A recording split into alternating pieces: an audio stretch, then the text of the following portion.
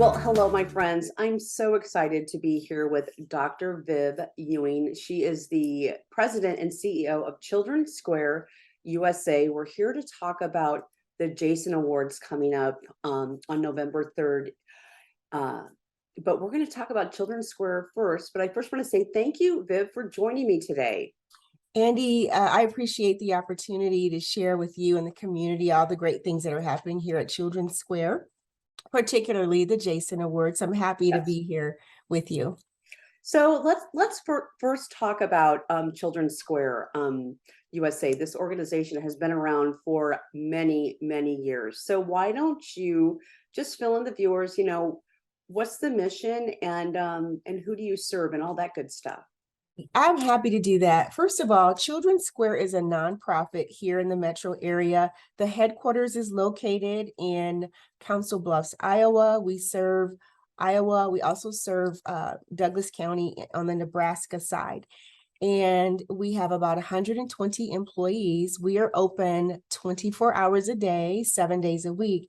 We provide services for children and families who are really in crisis. So we see a lot of children come in to our programming that might have mental health needs, behavior health needs, or perhaps law enforcement has removed them from home.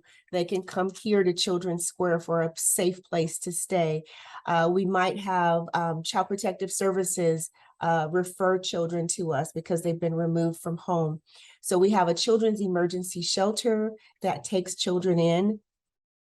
We provide food, shelter, clothing, a warm bed. We provide therapy, counseling, medical services.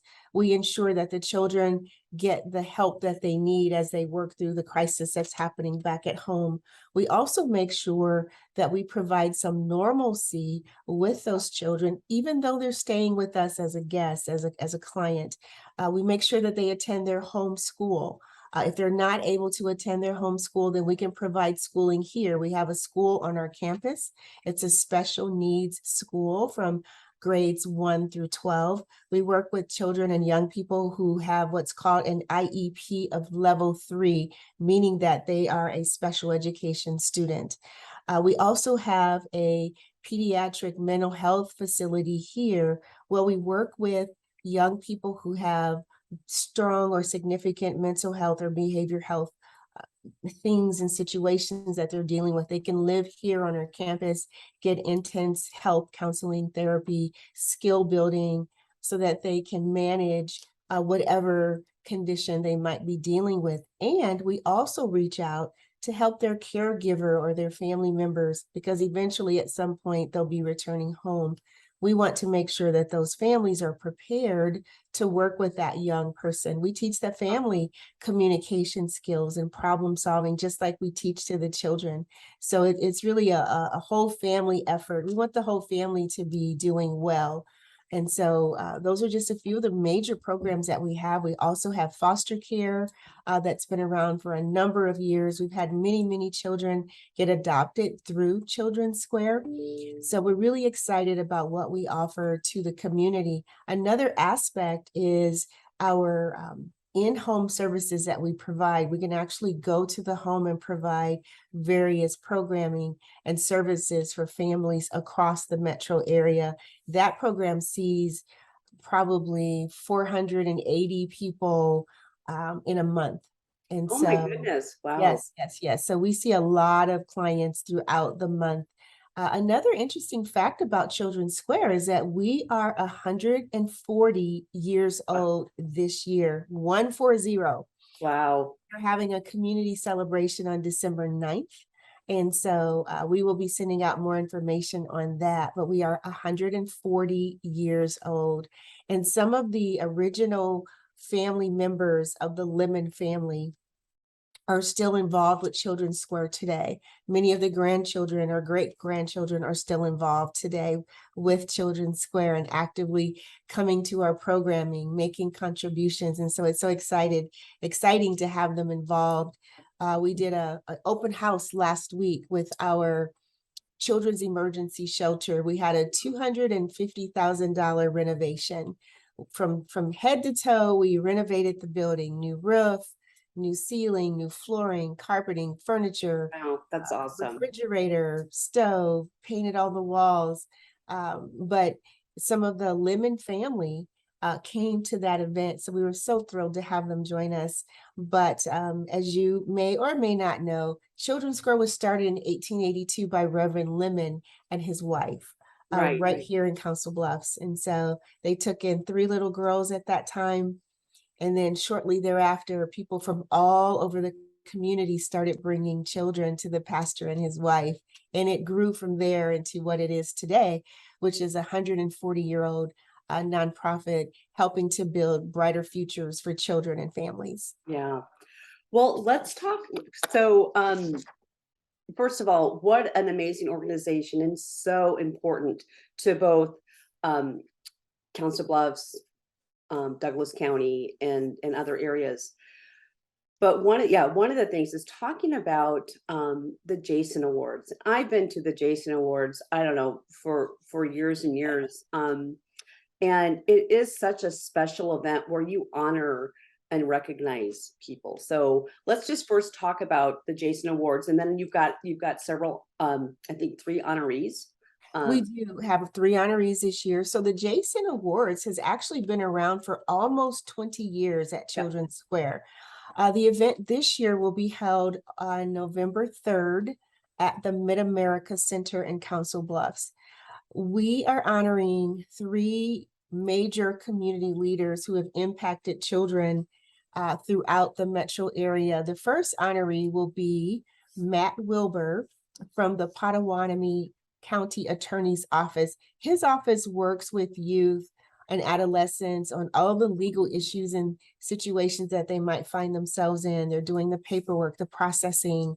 They're working with several different young people through that office. We are grateful to the work that they do. We couldn't do what we do without their help. Yeah. We're also honoring Dr. Carl Heinrich, who was a retired CEO and president of the Iowa Western Community College. He's a huge volunteer. He's a community leader. He's a stand-up man. He actually dresses as Santa during the holidays to bring gifts to the children here, and they love it. We love it too. We're also honoring Richard Webb, who is president and CEO of the Boys and Girls Club of the Midlands. Mm, They operate the Girls and Boys Club in the Council Bluffs area, in the Omaha area, and surrounding communities. So we are recognizing him and his organization for the significant work that they do for children throughout the community. So those are our honorees.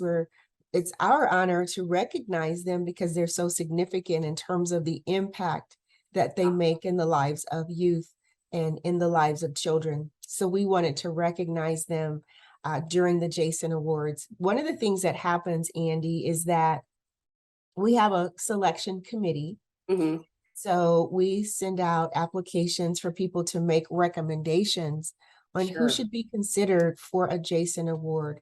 And the committee makes that selection. However, we are looking for individuals who represent the values of Children's Square. We're looking for individuals who impact the lives of youth and children in a positive way.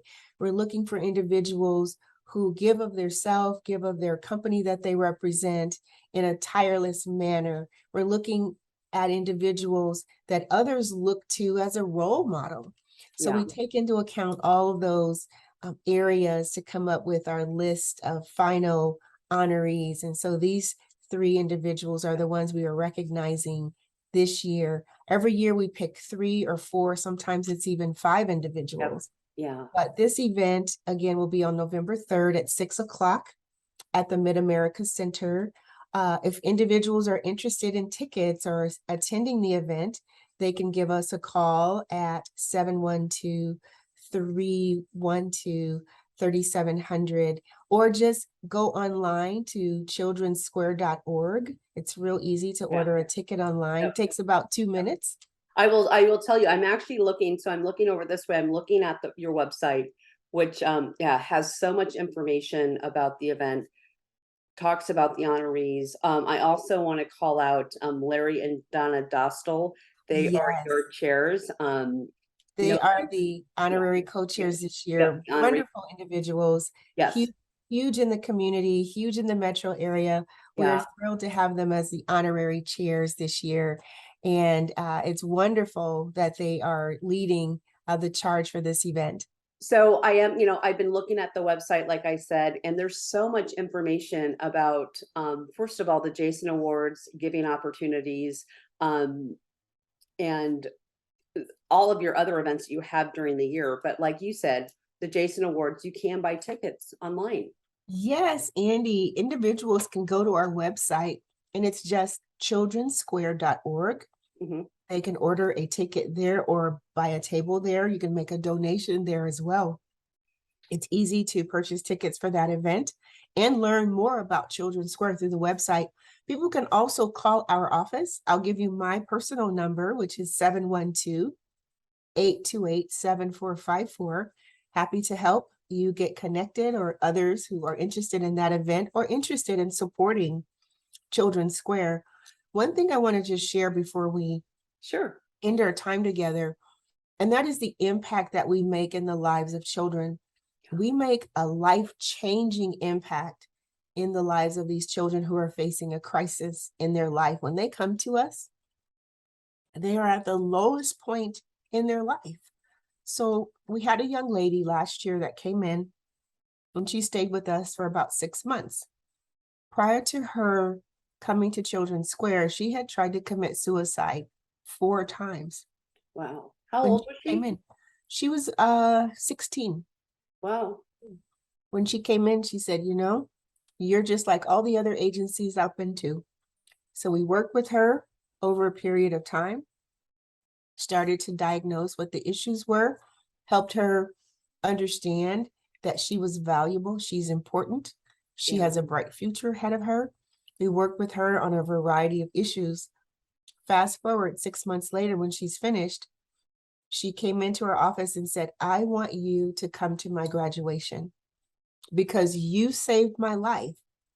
If Wow. I had not come to Children's Square, she said she would have tried to take her own life again until she was successful. And so at the time that she came in, she was getting enrolled in college because she wanted to study social work so she could help other children who went through some of the same issues that she had growing up, but she wanted to help them move past it and through it. And so she's just one shining example of what can happen when children come to Children's Square. We wrap our arms around them with programming, love, support, care, and we also work with their family to get them on the right track. And so we're proud to be able to provide those services to the community for another 140 plus years. Yeah. Oh my goodness. Thank you so much for sharing that story, because to me, what a great way just to wrap up the conversation. That truly just is a shining example of what you do and Oh, what yes. what Children's Squares does for Children's Square USA does for children in the community. Yes, Yeah. we're happy to provide that service. And if individuals want to know more, please reach out. Yep. I'll Yeah. leave you with one last comment. We also provide mental health and psychiatry services on an outpatient basis as well. So if someone wants to bring a young person in, we can see them through our outpatient clinic in Omaha or Council Bluffs. All right, Viv. Again, thank you so much. And folks, Jason Awards, November 3rd. Get your We'll tickets see you now. there. Yep. All right. Thank you. And Thank thank you. you.